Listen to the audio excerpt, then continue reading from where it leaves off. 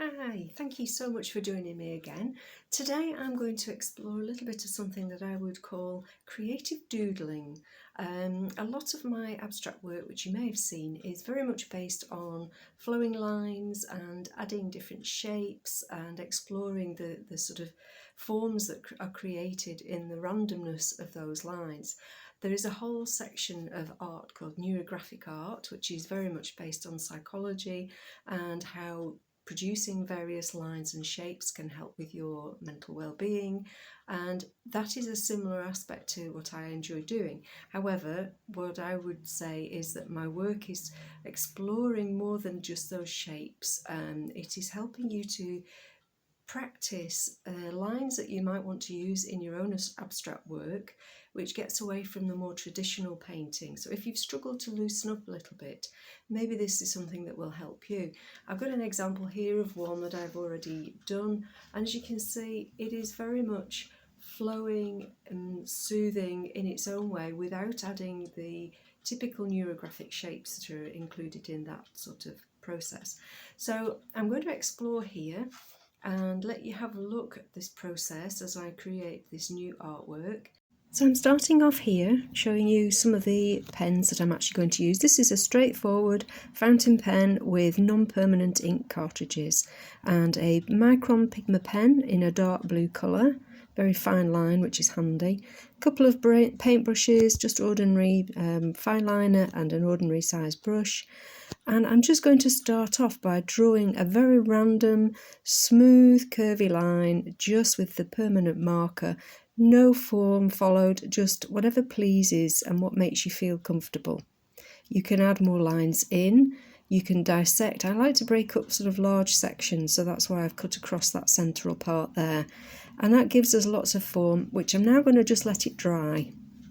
And here we are, it's completely dry now, so we can work across it. So here's what I'm going to be using, and I've added in a couple of the watercolour Ecoline inks. And I'm just going to use clean tap water just to wet under that first line. Doesn't matter where you start, you've got to start somewhere, so pick one that's comfortable to you. And now I can drop in some of that ink, and I have actually applied the ink to the brush first so that I've got a little bit more control where I actually place it, and I'm just going to brush it around and fill in that shape.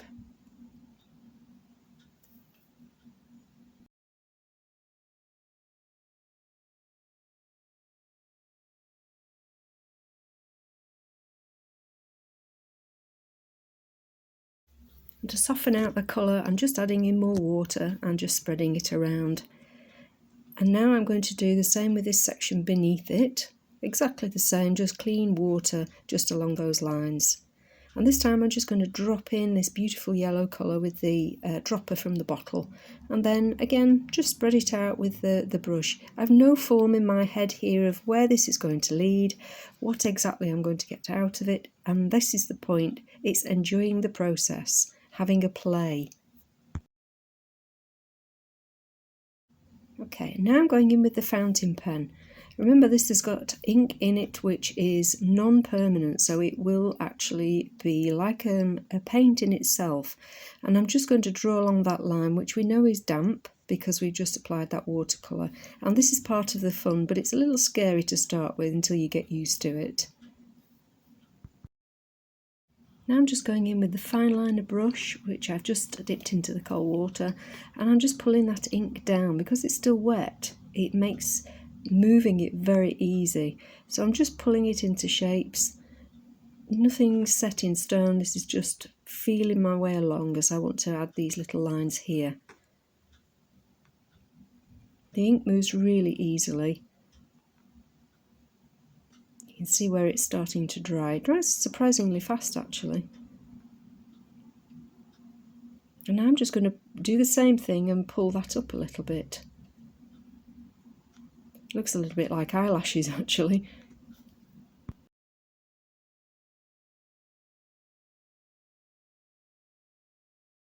You can of course add more ink over the top if you want the colour to deepen a little bit, and then just do exactly the same, just pull it out with clean water to make it soften the edges.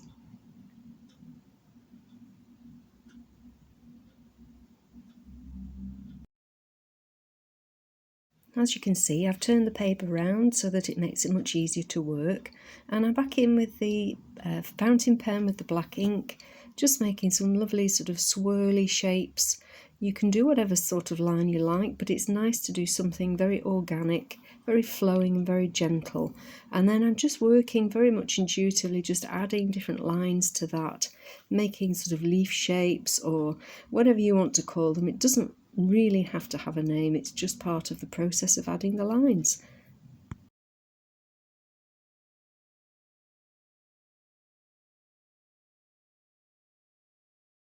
And because we know this ink will move, I just wet the liner brush and I'm just taking it along the edges of some of those shapes, just to soften them, just to pull the ink into the sort of the shape itself as if it was working with paint. And it just softens those lines and adds a little bit of emphasis.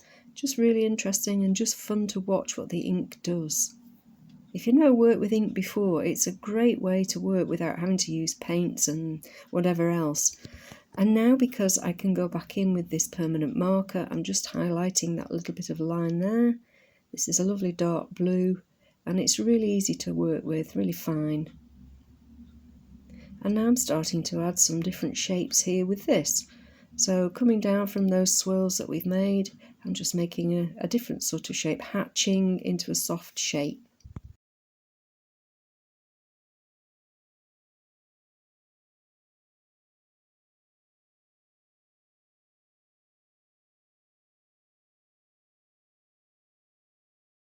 And as you work, you may feel moved to extend a line or pull it out some way, and that's fine as well, that's part of this process.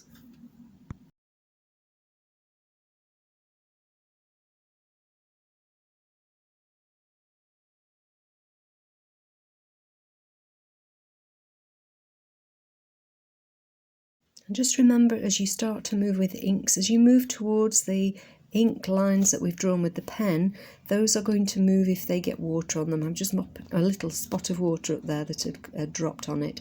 So what I would do is just very carefully paint around that shape and avoid the lines, unless you want the black involved in the colour.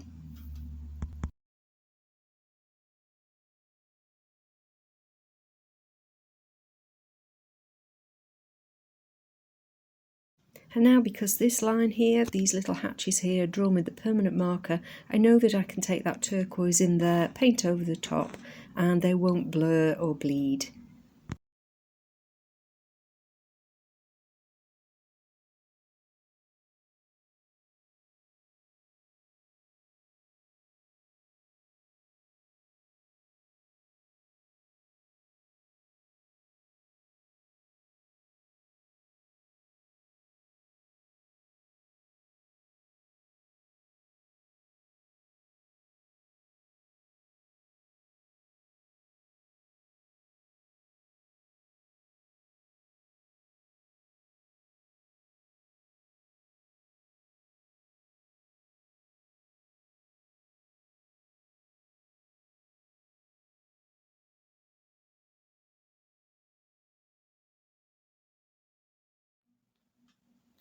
Okay, so I've decided I don't think I like this little bit here, so I'm going to do a little bit of work just to correct it.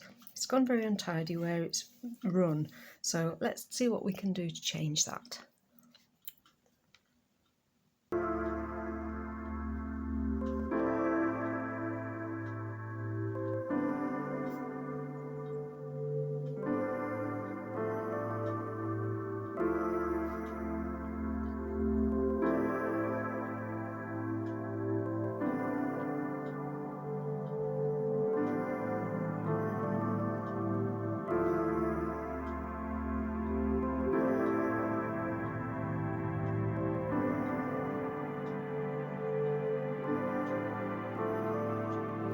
Just tidy those edges and made it disappear a little bit.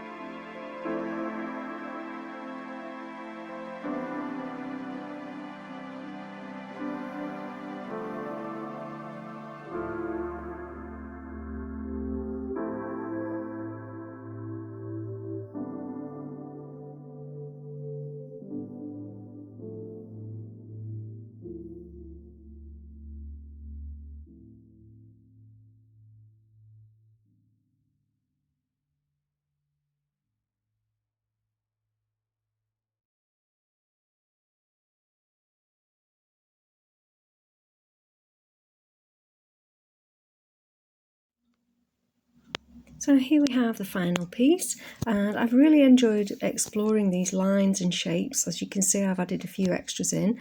I'd like to have a look now at how it looks at different angles. It's fascinating. No matter which way you turn this picture, it's got interest and something unusual.